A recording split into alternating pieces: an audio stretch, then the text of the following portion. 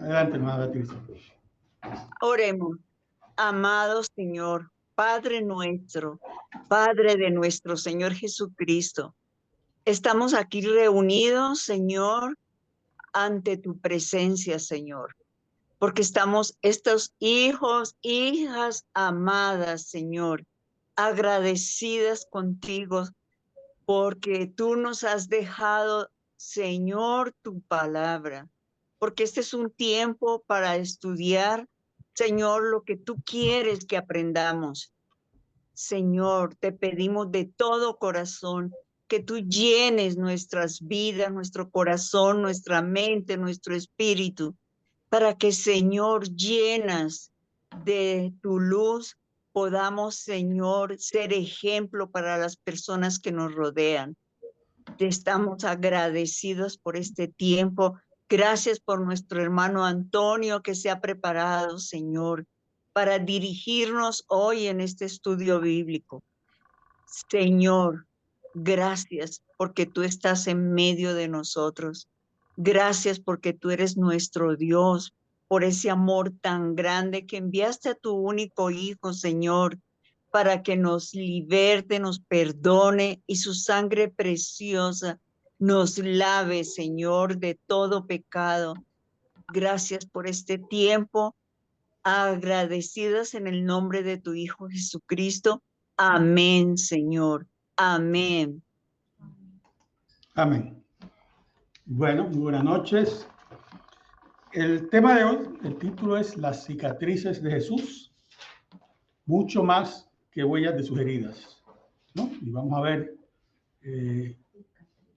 que el apóstol Juan, el evangelista Juan, nos explica a través de su evangelio que hay un hondo significado en estas heridas. No solo son unas marcas del castigo que él sufrió, sino que hay un significado más allá. Quiero empezar por aclarar algo, ¿no? Una nota aclaratoria. Yo uso la palabra cicatrices, algunas personas heridas, otros usan llagas, marcas. No tiene mucha importancia, ¿no? Todos sabemos a qué nos referimos. La herida es una perforación en los tejidos de un ser vivo, y la cicatriz es cuando esa perforación ya ha sanado.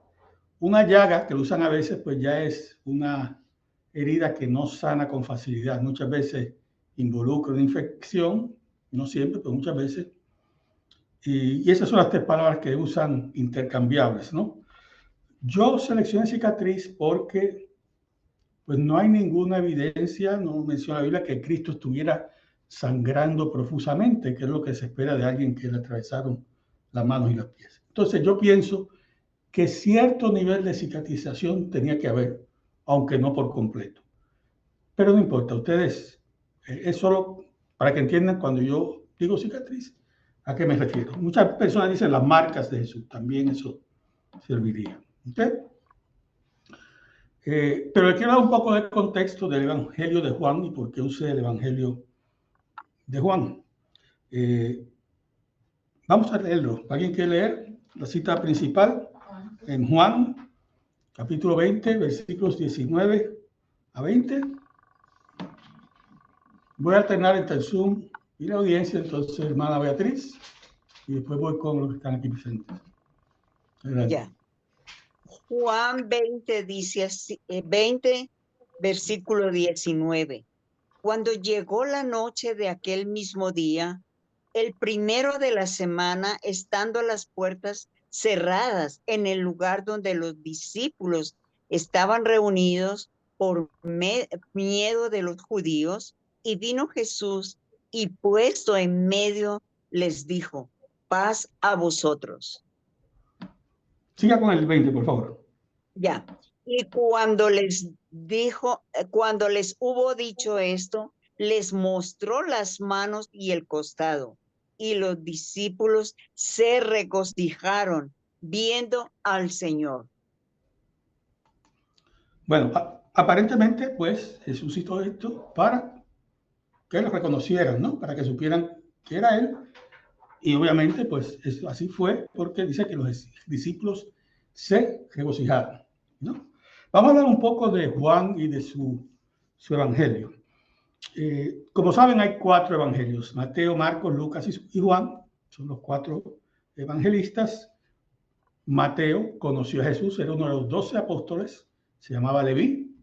Jesús le cambió el nombre a Mateo. No lo confundan con Leví, el de la tribu de Leví, eso, el Antiguo Testamento, mucho antes, ¿no? Pero Mateo conoció a Jesús.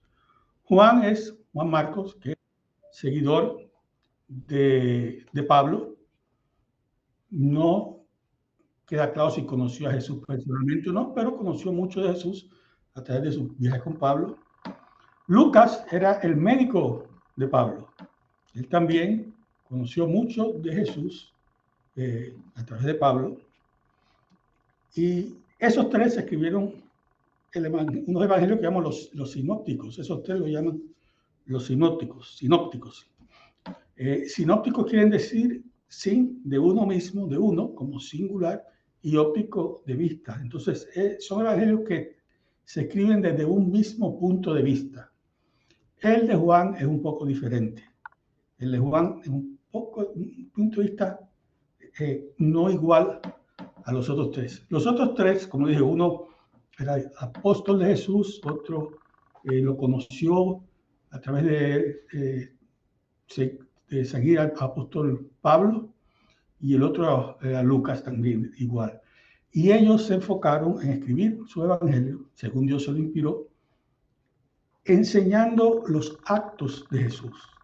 El mensaje de salvación, la buena nueva, el evangelio, ellos la demuestran hablando de lo que hizo Jesús, ¿no? Los hechos de los apóstoles hablan de los hechos de ¿quién? Jesús. Hechos de los apóstoles. El libro, vamos a ver, esto es una trampa. ¿De quién habla? ¿De quién trata? ¿De los apóstoles? No. El protagonista del libro de los Hechos de los Apóstoles es el Espíritu Santo. Todo lo hicieron a través de los apóstoles, pero habla del Espíritu Santo. Y el Evangelio de Juan habla de Jesús. Y ahí sí es Jesús, porque Jesús es Dios, ¿no? No es como en el caso de los apóstoles que obraban el Espíritu Santo a través de ellos. Pero en el Evangelio de Juan, en vez de enseñar lo que hizo Jesús, los actos de Jesús, enseñaba qué era Jesús. Él quiso mostrarle al mundo a Jesús, no a través de sus hechos, sino a través de lo que él hacía. Con conocer sus hechos, eso es suficiente, pero el Evangelio de Juan va un poco más profundo. ¿Por qué Juan? ¿Por qué no pudo haber sido otro? Pues Dios sabe lo que hace, ¿no? Dame un segundo. Juan, lo llamaban el discípulo que Jesús amaba, ¿no? Jesús tenía cierto acercamiento a él más que con los otros. No es que los amara más, que lo amara más a él que a los demás, los amaba a todos por igual, pero en su gran plan Dios y Jesús tienen una función para cada persona, ¿no? Los otros 3 apóstoles se enfocaron en lo que ellos conocían de Jesús, y el evangelista Lucas, específicamente, él era médico. Como era médico, tenía un modo de pensar científico. El evangelio es una investigación exhaustiva que él hizo, entrevistó gente, buscó evidencia, recopiló datos, comparó y muestra las cosas desde un punto de vista de hechos. Mateo y Marcos también, a veces lo conocían, de los hechos. Juan, Dios lo escoge a él para que sea el que hable de Jesús, del amor de Jesús, ¿no? Y él le da un toque más personal y describe a Jesús de una forma más espiritual que los otros evangelios. Por eso es que lo llaman el cuarto evangelio, porque no es de los sinópticos. Muchos dicen que es porque fue el cuarto que se escribió, el último. Eso es cierto, no deja de ser verdad, fue el último que se escribió, pero sí es el cuarto porque es un poco diferente. Y esa diversidad de forma de ver las cosas es muy bueno porque enseña el evangelio de distintos puntos de vista. Cuando hablo de diversidad es la verdadera diversidad, que es tener diferencias, diferentes puntos de vista, diferentes opiniones, pero anclado en unas verdades y unos principios fundamentales básicos. Digo anclado porque es como un barco, ¿no? Tiene un ancla que está en el fondo y una cuerda, una cadena y la marea empuja el barco a un lado y se puede mover hasta cierto punto, de ahí no pasa, y viceversa, ¿no? Entonces, la diversidad de los evangelios es diferentes perspectivas, pero anclados en unas verdades cristianas. No es ir a marchar y a protestar, quiero esto, mis derechos, sí, hay que protestar cuando se violan los derechos, pero no a expensas de violar los otros derechos, ¿no? Hay que estar anclados. Muy bien.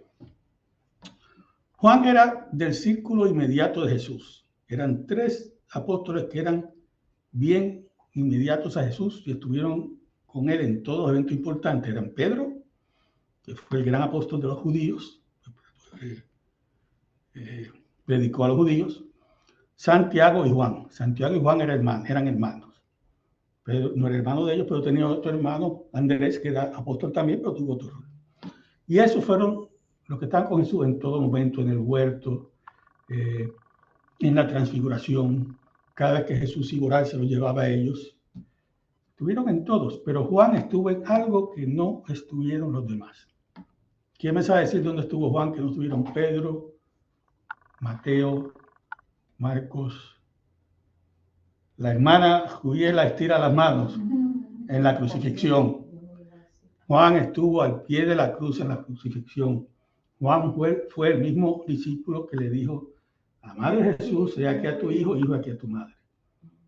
En la Santa Cena, las pinturas que han hecho la Santa Cena lo ponen recostado de Jesús, que la Biblia dice, él se recostó de Jesús. Era una costumbre en aquellos tiempos recostarse uno de los otros a la hora de cenar, y él tocó al lado de Jesús, ¿no?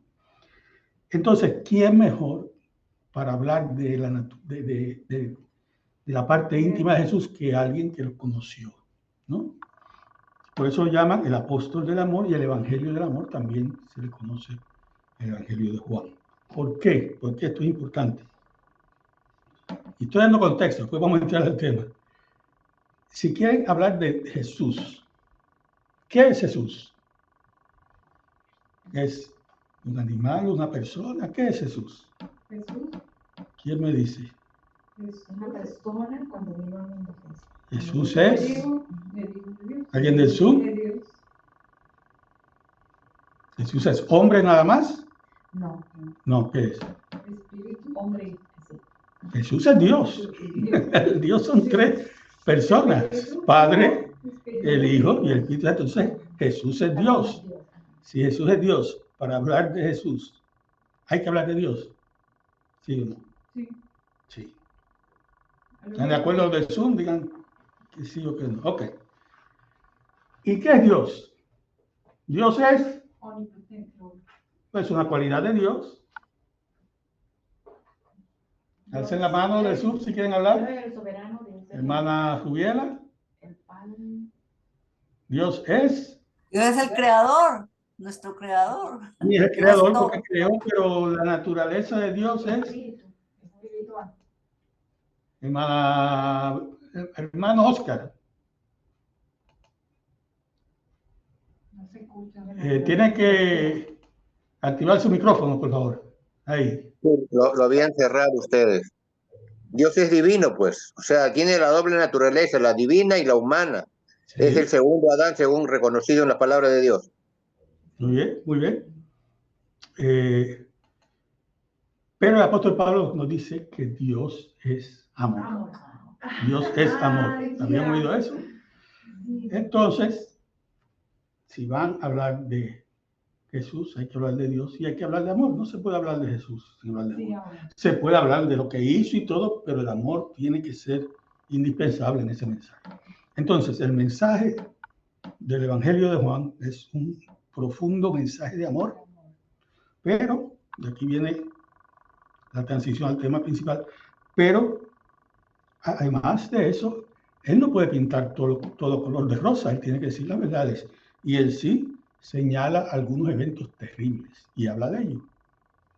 ¿Qué evento terrible usted cree? Bueno, Juan habla del fin del mundo en el Apocalipsis, más adelante. Pero el evento más terrible del Evangelio de Juan, de la vida de Jesús, de todo el Evangelio, es la crucifixión, ¿correcto, madre? Entonces, él habla de eso, tiene que hablar. No hay otro. Bueno, continuamos. Entonces, ¿qué sucedió? ¿Qué acaba, en la lectura que hicimos, qué acababa de suceder? Que Jesús llegó a los discípulos y se mostró. Inmediatamente antes de eso, ¿qué acababa de suceder con Jesús? Había sido crucificado, ¿no? ¿Sí? Entre eso y que fue a ver a los discípulos, hermana Anabel. Disculpe, hermano, ¿en qué capítulo están? Es que yo acabo de entrar, disculpe. Sí, no, tranquila. Evangelio de Juan, capítulo 20, 19 a 20. Muchas gracias. Sí. Hermana Jubiela. Hermana Jubiela, ¿qué acababa de suceder? Le había Antes de que acabado fuera- de aparecer al Señor, se le había aparecido a María Magdalena y a los Ajá. discípulos. Se había parecido a María Magdalena, pero entre eso Demostró y que fue a ver a los discípulos, ¿qué sucedió algo? que ellos estaban reunidos. Mostró Con Jesús. su- Antes de eso. Antes de eso. Jesús acababa de qué? ¿De resucitar? De resucitar. Acababa de Ah, de resucitar. resucitar. Acababa de resucitar. Yo dije eso como Ok. Vamos, curiosamente, porque algunos mencionaron a María Magdalena, y vamos a ver, denme un segundo. Ahí mismo en Juan 20, alguien que me lea del 16 al 17. Ay, Toca acá ahora, ¿no? Entonces vamos con Cecilia y después vamos con de Jubiela y con Dalisa. Capítulo 16 y 20, el 16 y 17. Amén. Jesús le dijo, María, volviéndose ella, le dijo, Raboni, que quiere decir maestro. Jesús le dijo, no me toques, porque aún no he subido a mi Padre.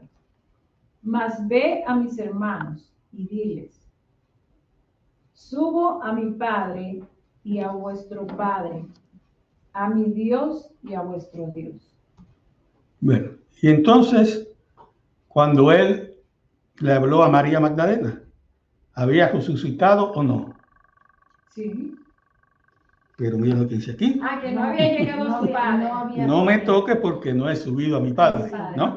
Entonces, estaba en proceso de resucitar, ¿no? Pero no había resucitado por completo.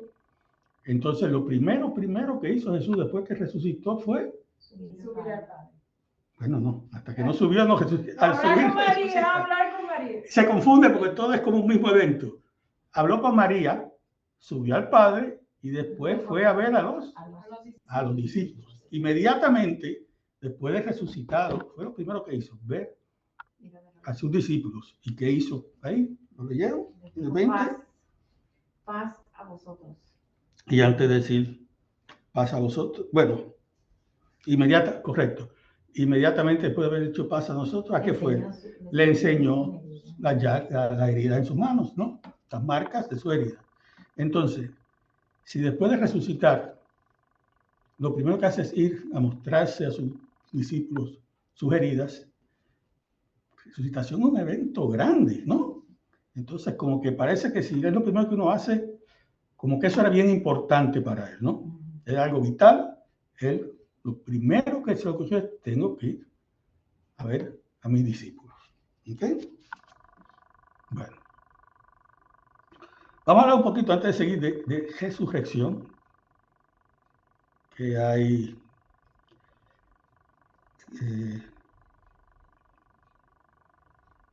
bueno, hay dos palabras que usan el mismo verbo resucitar, ¿no? Hay resurrección, que es cuando alguien resurrección es devolver la vida, darle la vida nuevamente. Pero hay resucitación, que es traer a la vida. Hay una diferencia entre ellos, es importante entenderla para que no se nos confunda. Resurrección es renacer, un resurgimiento, es devolverle la vida. no necesariamente tiene que ser en el mismo sitio, no tiene que ser en el mismo cuerpo. El ejemplo es Jesús. Jesús, cuando resucitó, ¿tenía el mismo cuerpo? Sí. El mismo cuerpo. Vamos a ver ahí, dejen eso ahí, vamos a ver un cuerpo si glorificado. ahí vamos, ¿no? Es decir, no tenía el mismo cuerpo, estaba glorificado. Okay. Vamos a ver, vamos a probar que estaba glorificado, pero déjenme explicar entonces lo otro que es resucitación. Resucitación es devolverle la vida a algo, perdón, volver algo a la vida. Un ejemplo no, pero la resucitación regresa a la misma vida que tenía antes. Sucede a menudo, casi todos los días ya hoy en día en los hospitales. Sí, Una persona se muere, le dan y los resucitan. Ya. Es una resucitación, no una resurrección con el mismo cuerpo, igual a como eran. Entonces, resurrección es renacer a la vida. La persona no tenía vida y le dieron vida.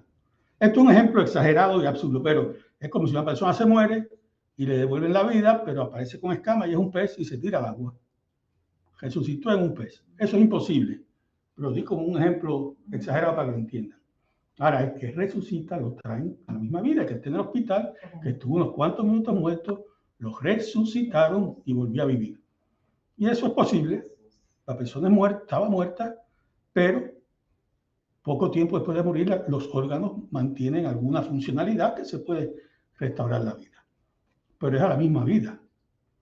¿Cuál es un caso clásico de la Biblia de alguien que resucitó y volvió a la misma vida que tenía? ¿Quién sabe uno? ¿Cómo fue? Veo a la hermana Jubiela gritando Lázaro. Lázaro, ¿no? Lázaro, ¿quieren lo vemos rápido? El mismo Juan lo habla también. Vamos a ver Juan 11. Alguien que lea Juan 11, creo que donde Zoom habían alzado la mano, capítulo 11, versículo 43. Hermana Jubiela. 11:43 dice, y habiendo dicho esto, clamó a gran voz, Lázaro, ven fuera. Y siga con el 44 también, perdón. 44. Y el que había muerto salió, atada las manos y los pies con vendas y el rostro envuelto en un sudario. Jesús le dijo, desatadle y dejadle ir. O sea, resucitación. ¿Cómo estaba el cuerpo de Lázaro? Envuelto. Perdón que me perdí. Atada las manos y los pies con vendas y envuelto en un sudario. Así salió. ¿Cómo entró a esa tumba? ¿O cómo lo entraron a esa tumba? Muerto. Bueno, ¿y cómo más? Y vendado. Muerto, atada las manos, vendada, con el rostro envuelto tal y como él salió. Él no salió con otro cuerpo, él revivió. Eso es un... bueno, ahí llevó un milagro, pero la resucitación es un fenómeno físico que se da hoy en día. Es importante entenderlo para evitar confusiones, porque en la Biblia hay muchos casos de resucitaciones. Tanto Jesús como algunos de sus apóstoles resucitaron personas, pero resucitaron a la misma vida. Solo hay un caso de resurrección. Adivinen quién es. Jesús. Nadie más ha resurrectado. Eso no existe, pero sería. O sea, nadie más ha experimentado una resurrección. Profetas que murieron, subieron al cielo, fue una resucitación, ¿no? Bueno, los que ascendieron al cielo son dos, pues ellos eso es una excepción, tal vez Dios pero ellos no habían muerto, ¿no? Entonces, es un caso un poco distinto. Bueno, entonces, lo que hay varios puntos que queremos demostrar y por eso quise hacerlo paso a paso. Ya debe quedar claro que Jesús resucitó, ¿no? Ahora, les voy a ver si como que dio en el clavo hace un ratito, resucitó igual que como era. No, el cuerpo Un cuerpo glorificado. ¿Qué quiere decir glorificado? ¿Qué piensa usted que quiere decir glorificado? Un cuerpo divino de Dios, o sea. Cuerpo divino. Un cuerpo divino, un cuerpo celestial. Eh, Un cuerpo. glorificado, ¿de dónde viene la palabra glorificado? De gloria, ¿no? Lleno de Sí. gloria. Sí. El pez es un cuerpo distinto, pero no es glorificado, ¿no? El invento ese que yo hice, pero eso no es una glorificación. Glorificar es hacer... ¿Cómo? Un cuerpo ya Glorioso. espiritual. Un cuerpo espiritual es un cuerpo que está apto para vivir en la gloria de Dios. Es un cuerpo glorificado. Y es glorificado. Glorificado quiere decir que no lo era y ahora lo es. El Jesús que vieron en el mundo, que era el Jesús Dios, el cuerpo era del Jesús hombre. Ese cuerpo no era glorificado. El que él tuvo cuando fue a ver a sus discípulos era glorificado, era apto para vivir en el reino de Dios. ¿Cómo lo sabemos a ciencia cierta? ¿Qué le enseñó? Las manos y el costado. ¿Y qué tenía en la mano y el costado? Las huellas de los lados. Os voy a retar dónde dice eso. Lo que yo he dicho, lo que hemos leído no dice nada. Yo le enseño las manos y el costado, no lo voy a hacer. No hay nada que diga hasta ese momento que habían lesiones ahí. Pero si leemos más adelante, en ese mismo Juan 20, alguien que lo quiera leer, el 26, el versículo 26 y 27, hermana Dora avisa.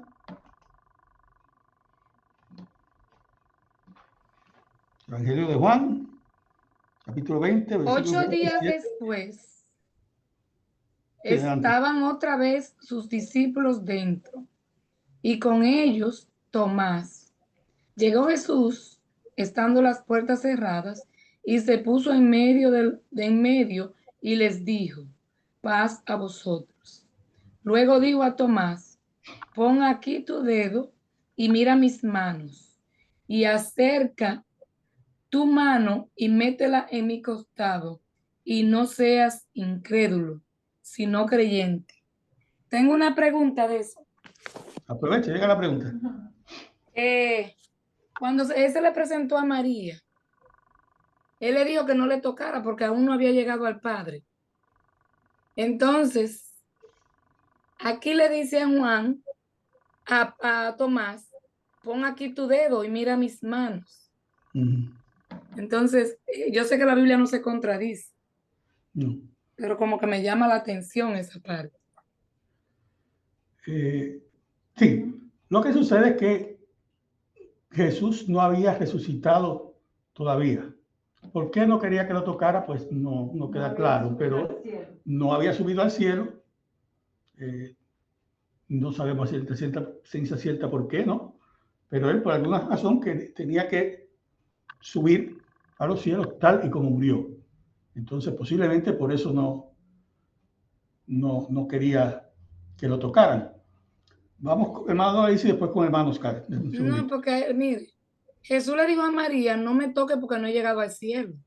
Pero Sí. a Tomás sí le dijo.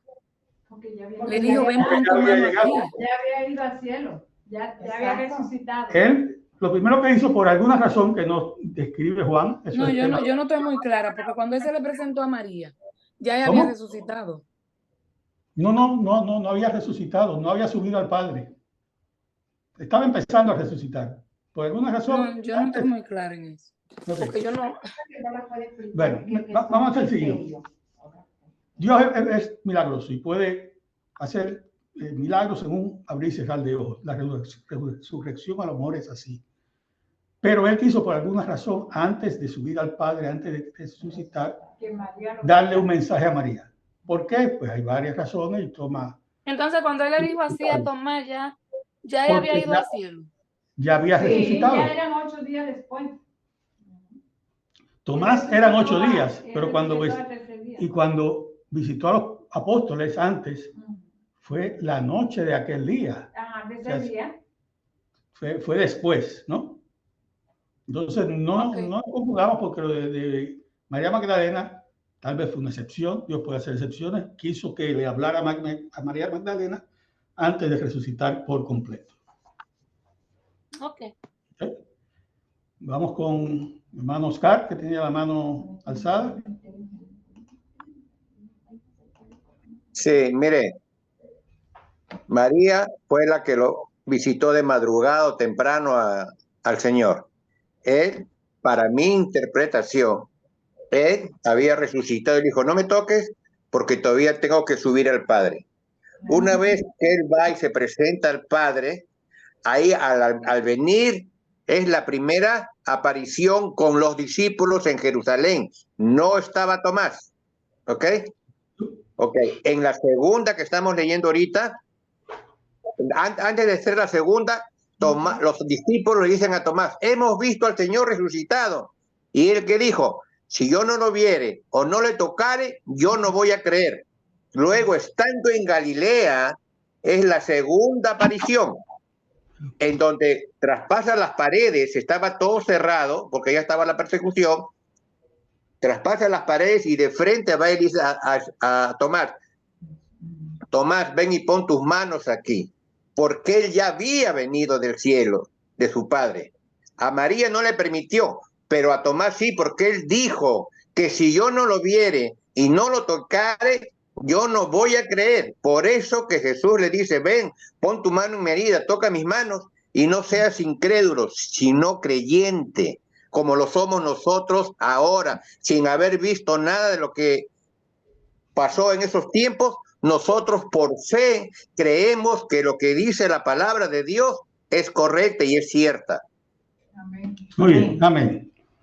Amén. Fuera por la razón que fuera, cuando Jesús se le apareció a los apóstoles, estaba resucitado, y 8 días después, cuando se le apareció a Tomás, estaba resucitado, como dice el hermano Oscar, son 3 apariciones, ¿no? Pero sí, estaba resucitado, ¿no? Entonces, sigamos con el tema. Tenemos mucho que cubrir. Pero, y lo que queríamos demostrar de que estaba glorificado, volvamos a eso. Un cuerpo, ¿qué más decía en la cita inicial? ¿No? ¿Y cómo estaban las puertas? Dice, las puertas estaban cerradas, ¿no? Cuando llegó de noche aquel mismo día, que lo leímos, el primero de la semana, estando las puertas cerradas. Un cuerpo como el de nosotros puede entrar a un salón sin abrir una puerta. No. Entonces, el cuerpo que tenía Jesús tenía que estar glorificado para poder entrar, ¿no? Entonces, la conclusión de esto es que Jesús resucitó, vino al mundo y mostró su cuerpo glorificado. ¿Y qué más demostró? Por eso tenemos evidencia de que Tomás metió la mano al costado, un cuerpo glorificado con sus heridas, con sus cicatrices, ¿no? Entonces, ¿qué nos enseña esto? Que con la resurrección el cuerpo de Jesús fue glorificado, pero no quitó las cicatrices. La glorificación no le quitó las cicatrices. Pudo haberlo hecho. Él era Dios, podía haberlo hecho. Las cicatrices, esas marcas le hacían falta en el reino de Dios. Para nada. Pero las tenía. Vamos a ver por qué. ¿No? Miren, en el tiempo que se escribió el Evangelio de Juan, y mucho antes también, Juan escribió con un tipo de narrativa que se conocía como se conoce como una historia de reconocimiento o historia de identidad. La literatura griega era muy común que cuando se hacía un cuento se identificaban a las distintas personas con algo distintivo. Algo así como las películas de vaqueros. Una película de vaquero, el que tiene el sombrero negro y otro con el sombrero blanco, que es el que tiene el vaquero el sombrero negro. El villano, ¿no? Pues por alguna razón el sombrero negro es el del villano y el otro el del sheriff, ¿no? Y cuando dicen a lo lejos se veía el caballo con el jinete del sombrero blanco, dice ahí va el villano, ¿no? Claro, en la literatura griega había ficción, eso sería lo del caballo Bueno, los griegos no hablaban de eso, pero también hay historia, ¿no? Entonces, lo de Juan no deja de ser una historia verdadera, pero él aprovecha las marcas de Jesús para que sea el símbolo de identidad de Jesús resucitado, ¿no? Cuando dije que el Evangelio de Juan es más profundo de lo que aparece, pues a veces creemos que era para que los apóstoles lo reconocieran. Y eso es cierto, eso es muy cierto, ¿no? Pero hay un poco más. Mira lo que pasa con esas fichas de identidad, ¿no? Era muy común, pero era muy poco común, era rarísimo que alguien lo identificaran con las marcas de una crucifixión. Por una sencilla razón. Porque la crucifixión era muerte. No había nadie con marca de crucifixión porque no sobrevivían. Tal vez un cadáver. Pero la crucifixión de muerte no se sobrevivía. Nadie iba por las calles con esas marcas. Hay crucifixión que no era de muerte, lo colgaba un rato, pero no tenía esas marcas, ¿no? Entonces sería alarmante para la gente ver a alguien caminar con esas identificaciones, ¿no? Pero más que alarmante era otra cosa. En aquellos tiempos tenía un significado sociopolítico. Esto tiene un significado sociopolítico. La violencia, en aquellos tiempos, la violencia física, era un método de la larga historia de colonización, de subyugación, de capturar los pueblos que tenían muchos imperios, en especial el Imperio Romano. El Imperio Romano era un imperio violento. Ellos tenían la paz romana, que mantenía la paz. ¿Cómo?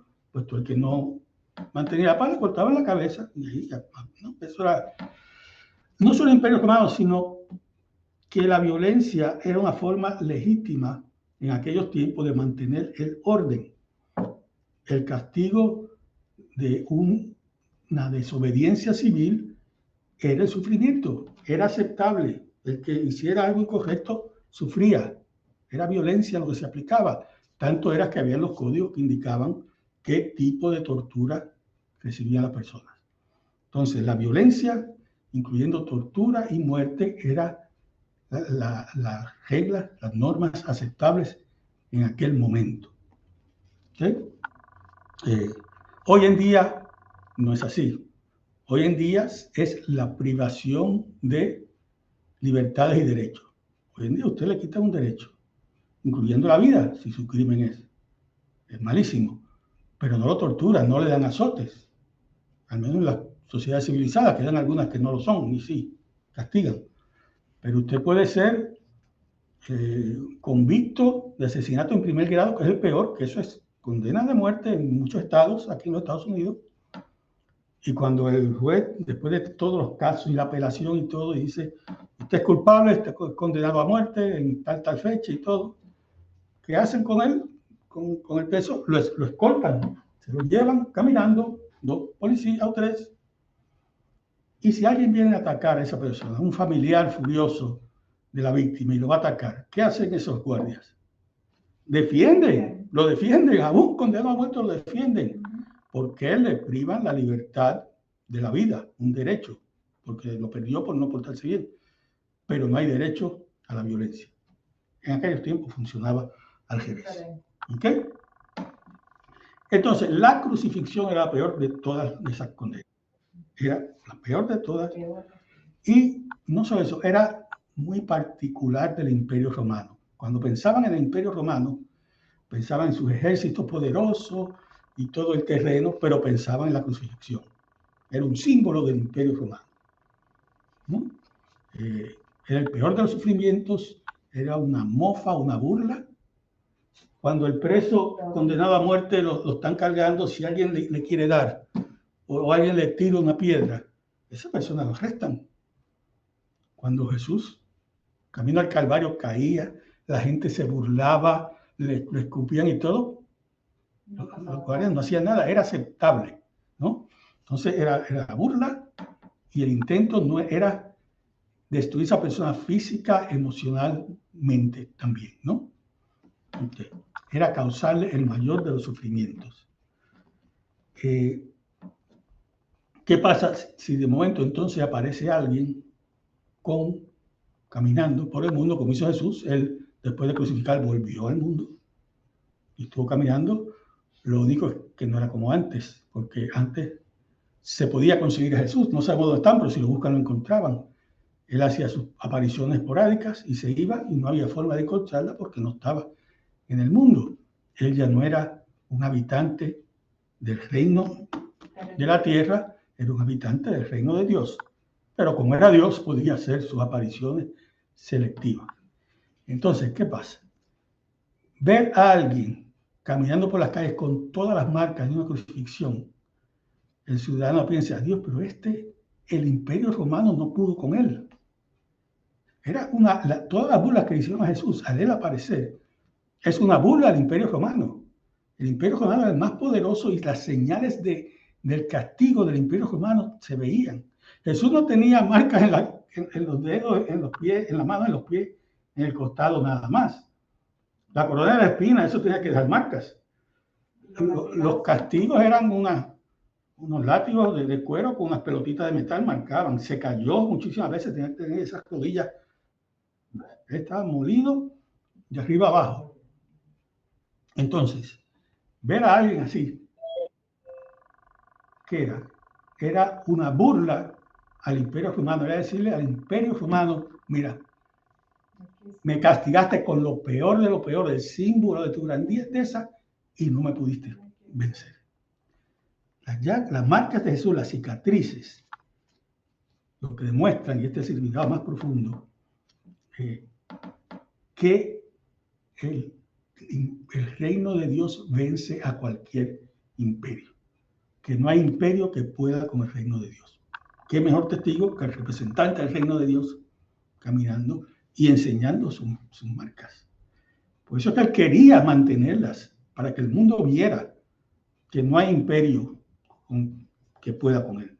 Hoy vemos muchos gobiernos de índole imperialista que quieren dominar.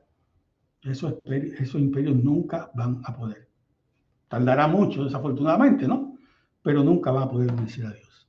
Entonces, la segunda gran significado de las heridas de Jesús es que demuestran que el imperialismo de cualquier índole humana nunca vencerá al reino de Dios, porque él ya lo demostró. Yo dije humano, yo no sé si hay vida en otros planetas o no, yo creo que no, pero no se sabe. Pues si hay marcianos, el imperio marciano, en ningún lugar en el universo, nadie, ningún imperio puede vencer al reino de Dios. Bueno, vamos, no queda mucho. Hay una cosa más que también las cicatrices de Jesús nos demuestran. Vamos a hacer un ejercicio. ¿Qué hacemos cuando tenemos una arruga pequeña o el pelo se está tornando del color equivocado, hay unas libras de más o tenemos una cicatriz? ¿Qué intentamos hacer? Arreglarlo, ¿no? Cambiarlo, esconderlo. Yo era muy obeso antes y me tomaban una foto y lo primero que yo hacía era echar la barriga para adentro, ¿no? Y el que es bajito, cuando yo era pequeño, una foto y me paraba en la punta de los pies, ¿no? Un tinte en el pelo. Sí, yo me lo pinto de plateado ahora, ¿no? Pero escondemos todos esos defectitos, todas esas fallas. ¿Qué nos da? Si lo escondemos, ¿por qué? Nos da vergüenza. Puede que sea poco, pero nos da algo de vergüenza, ¿no? Un principio, pero por eso lo escondemos. Si nos sintiéramos sumamente orgullosos y nos gustara, lo exhibiríamos, ¿no? Oye, y este ejercicio, quiero que piensen, pero no me lo digan, piensen en un pecado serio que ustedes hayan cometido en el pasado. No lo digan, no quiero oírlo, pero piensen en una falta seria que ustedes hayan cometido. Bueno, les pregunto, ¿ustedes están arrepentidos de todo corazón? Veo a todo el mundo diciendo que sí, pero podrían decir que no. Hay gente que conscientemente saben que esto está mal, pero guardan tanto rencor que no han podido superarlo. Y hay otros que están indecisos. Yo creo que está mal, pero es que, mire, si usted no ha podido superarlo o está indeciso, no hay problema, está en el sitio correcto. Esto es una iglesia. Aquí tenemos dos pastores, el pastor Arias y el pastor Abreu, y esa es su misión, dar consejería espiritual. búsquelo a ellos, no se preocupe, siga viniendo, siga buscando y ellos lo ayudarán. Dar estudios bíblicos, sermones, lo pueden hacer muchos, pero el rol de ellos, que es el rol único de un pastor, es esa consejería espiritual. Si usted tiene un pecado que no ha podido superar, consulte con ellos. O algún pastor que usted conozca, ¿no? Es una nota al alcance. Pero la mayoría, volviendo a la pregunta, sí están arrepentidos, ¿no? De todo corazón. ¿Están confiados que Dios los perdonó? Pero que sí, porque Dios perdona. Dios perdona. Pero Dios hace más que perdonar nuestros pecados. ¿Qué hace con los pecados nuestros? Los olvida. Los olvida. Vamos a verlo para que quede claro. Isaías 43, 25. Isaías 43, 25. ¿Quién quiere leer?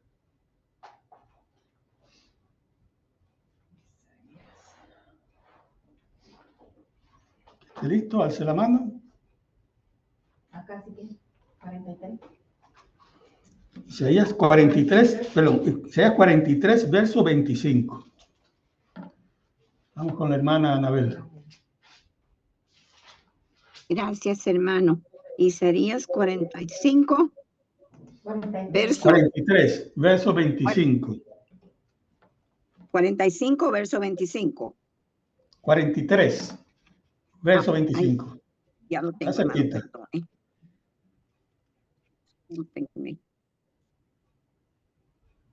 El verso 25, discúlpenme, dice, yo soy el que borro tus rebeliones por amor de mí mismo y no me acordaré de tus pecados. Amén. Gracias. Gracias, hermana. Si uno no se recuerda de algo, uno lo olvidó. Dios olvida los pecados. Si usted comete un pecado y se arrepiente de corazón, Dios no se olvida. Bueno, Dios es omnipotente. Él sabe todo lo que ha sucedido en todo tiempo, pero opta por no considerarlos para nada.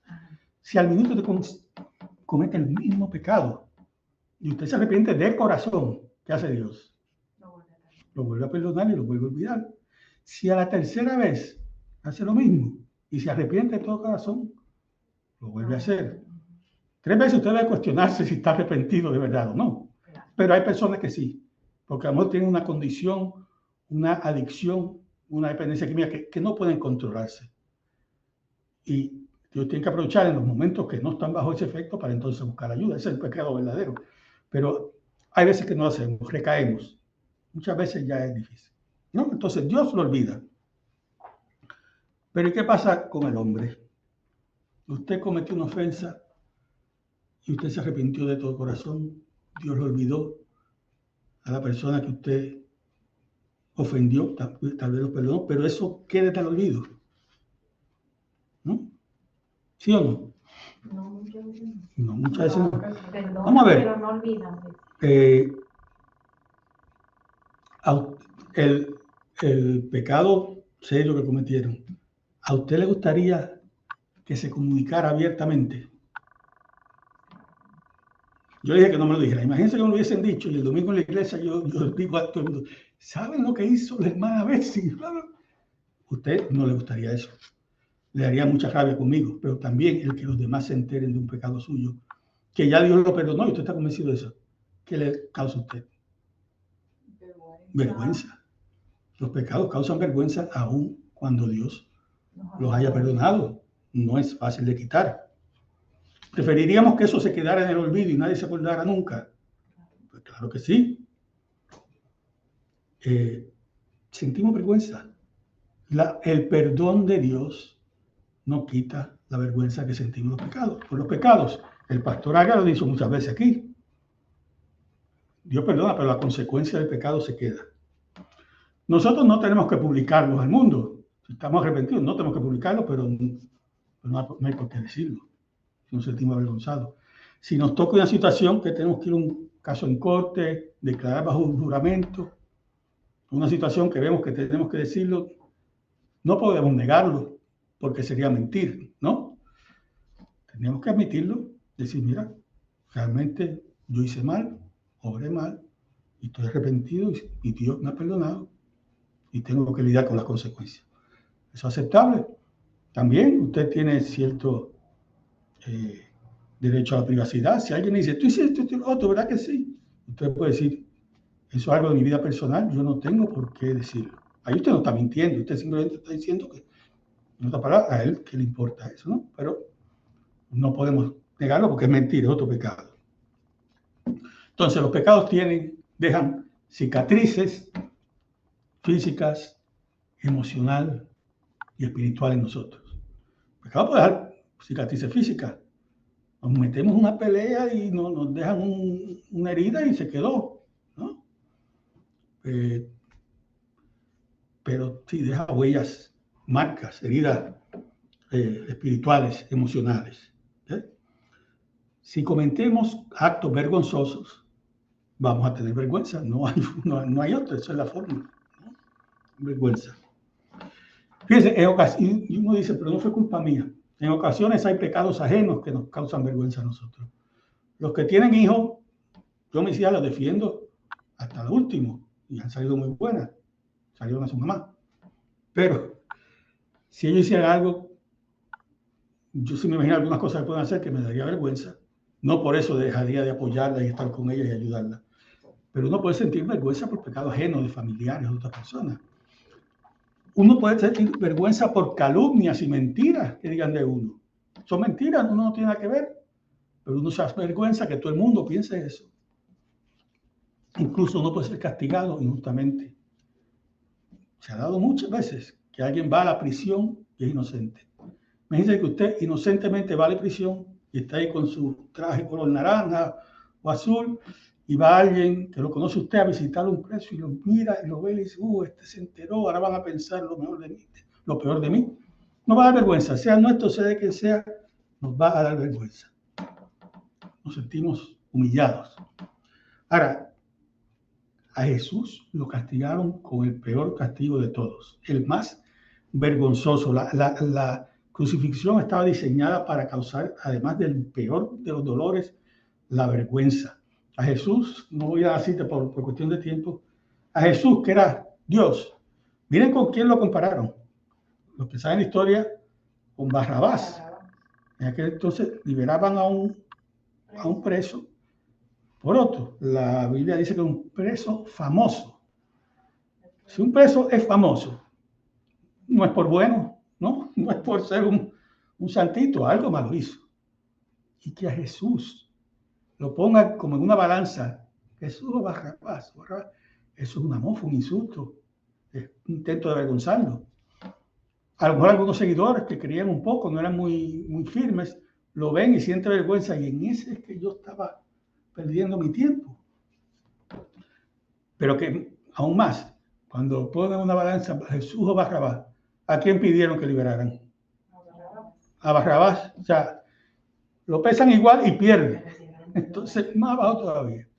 Y para colmo lo crucifican. ¿Solo o acompañado? ¿De qué? De dos ladrones. Entonces, ¿qué más humillación? Pero era rey. Tiene que tener una corona, ¿no? De plata y oro, con espinas. Más humillación. Y como si eso fuera poco, para que no se equivocaran, este es el rey de los judíos. Jesús debe ser el rey de los judíos. Y debajo de ese letrero que había, un hombre completamente molido. Para nosotros no, porque es nuestro Dios. Y nosotros sabemos el final de la película. Eso es lo que pasa, a veces sabemos cómo termina. Pero el que lo ve dice, y eso es un rey. Ese hombre todo destruido, ¿cómo hace? Entonces era la peor de los sufrimientos en todo el sentido de la palabra. Sumamente vergonzoso. La pregunta es, ¿Jesús se avergonzó? ¿Se avergonzó o no se avergonzó? No. ¿Pudo haberse borrado las marcas con su glorificación? No lo hizo. Dice, pero ¿por qué quiere enseñar esas marcas? Porque eran marcas, huellas, cicatrices de vergüenza. Esa es la intención.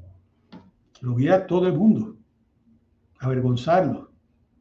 Y después lo enterraban porque no sobrevivía. ¿No? Así pasa con nosotros. Nuestros pecados, aunque sean perdonados, dejan unas marcas, unas cicatrices espirituales, físicas, que en realidad son marcas de vergüenza, marcas de nuestros pecados. Algún día, como creemos en la resurrección, seremos glorificados. Si vamos con marcas de pecados a la gloria de Dios, ¿Dios las va a dejar o las va a quitar? ¿Qué hizo Dios con nuestro pecado? Los borró y se Los olvidó. Los olvidó. Todas las marcas de nuestro pecado a Dios no le importa. Nuestro cuerpo glorificado no va a tener marca de ninguno de nuestros pecados. El cuerpo glorificado de Jesús, Él quiso mantenerlas, porque no son marcas de vergüenza, son marcas de redención, porque esas marcas son el precio que Él pagó por salvarnos a nosotros. Como dijo Juan el Bautista cuando lo vio venir, ¿quién sabe lo que dijo? Este es Él. ¿Quién sabe? Ana Jubiela la veo. Bueno, la veo. Este es el Cordero de Dios, el que quita el pecado del mundo. El que quita el pecado del mundo. Esas son las marcas, son nuestras marcas. Las tiene por culpa de nosotros, pero Él nos avergüenza y Dios nos condena. Usted dijo la marca que es la que se mantiene porque son marcas de ¿qué? De redención. De redención, de nuestra salvación, ¿no? En el reino de Dios, ¿nuestros pecados existirán? No. Dios se olvidó. Ahora, ¿existiremos nosotros? En el reino. Sí. ¿Por qué? ¿Gracias a quién? A Jesús. A Jesús. A Nuestra salvación, a nuestra redención. Entonces, Él, si se hubiese querido quitar esa marca, se lo hubiese quitado hace tiempo, pero no quiso. Él quiere tener la marca de redención para siempre.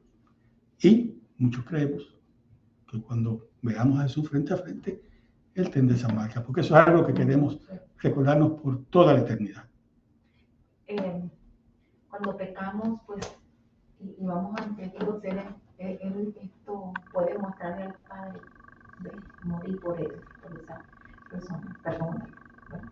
Cuando no entendí. Vamos a decir, nosotros pecamos y pedimos perdón al Padre, Él aboga por nosotros. Sí, sí. Muestra, tiene pruebas. Sí. Él murió por nosotros. Sí, las heridas de ellos están aquí, yo las tengo. Él está sentado a la derecha, a la derecha y pues sí. Tiene su... Miren, hermano, para concluir, después les voy a abrir para preguntar. Yo no puedo decir qué va a suceder en el reino, ¿no? Son detalles que a lo mejor son minúsculos y todo, pero esto demuestra que hay un significado muy profundo en las marcas de Jesús, que sean visibles como las vemos nosotros ahora, no sabemos qué tipo de sentidos tengamos, ¿no? Pero la señal de que Él murió, sufrió y fue molido para redimirnos a nosotros va a estar presente. ¿Dudas o preguntas? Abrimos para comentarios, preguntas que tengan. ¿Alguien? ¿Ana Jubiela? Bueno, yo le doy gracias a Dios porque esa pregunta me la tenía yo aquí para hacerla hoy al pastor, no me acordaba que él no estaba. ¿Por qué Cristo, si Él era cuerpo glorificado, no se glorificó? O sea, no desaparecieron las marcas y por qué tenía que verlas. Entonces, pero ya me queda claro de que cuál es la razón. Él no quiso. El cuerpo glorificado, que no vamos a estar en este mismo cuerpo ni nada de esta cicatriz se va a aparecer, pero Él quiso tenerlas para mostrar que murió por nosotros y que no se avergonzó y avergonzar al mundo de que Él tiene poder sobre todo. Entonces, doy gracias a Dios porque tenía esa pregunta precisamente para hacerlo. Bueno, amén, hermano. Amén. Gracias. ¿Alguien más? Hermana Doraliza. Es como un aporte de lo que usted ha hablado de la consecuencia del pecado. Que si aún David siendo un hombre conforme al corazón de Dios, Dios no apartó la consecuencia. O sea que siempre el Señor nos perdona, pero vamos a vivir o la vergüenza o el hecho, pero va a haber una consecuencia del pecado. Miren esa parte. Sí, David pecó, era un hombre conforme al corazón de Dios y pecó muy feo. Pero se arrepintió, tuvo su castigo por ese pecado. Consecuencias. Perdió un hijo, pero Dios lo premió con otro. ¿Y más? Dios perdona, pero no te exime de las consecuencias. Bueno, lo último que voy a decir ahora que dicen eso, Dios no nos quita la consecuencia de la vergüenza, pero la vergüenza tiene que verlo como un paciente enfermo, que no se cura de una sola vez por completo. Es un tratamiento poco a poco.